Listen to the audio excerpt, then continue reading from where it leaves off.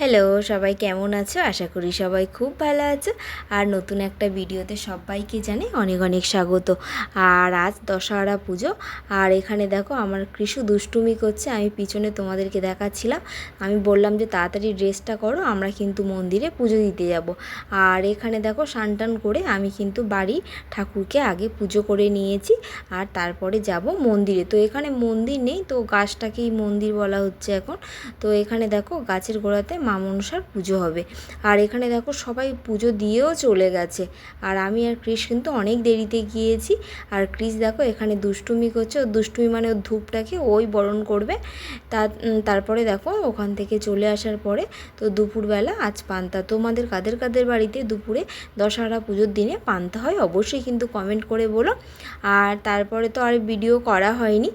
আর আমি তোমাদের সাথে বেশিরভাগ একটু রান্নাবান্নার ভিডিও শেয়ার করার চেষ্টা করি। তো সারাদিনে খাওয়া দাওয়া কি করলাম, তো দেখো এমনি কোনো তো ভিডিও শেয়ার করা হয় না, আর শর্ট শর্ট অনেকগুলো ভিডিও শেয়ার করা হয়। আর এখানে দেখো রাতের বেলা আজকের আলু ভাজা আর রুটি করা হবে। আর আমার বর কিন্তু আলু ভাজা আর রুটি খাবে বলেছে। তো আলুটা আগে ভেজে নিয়েছি, আর 3খানা রুটি করে নেব। তো ও রুটি খাবে, আমি রুটি খাবো না, অল্প কটা পান্তা আছে তো আমি খাবো। ভাবলাম আজকে গরম জিনিস খাবো না, এই ভেবেই খাইনি। তো যাই হোক, এখানে কিন্তু রুটি করছি। আর দেখো রুটিটা একটু চুঁয়ে গেল। আর তারপরে দেখো কৃষের খাবারও ওইদিকে বসিয়ে নিয়েছি।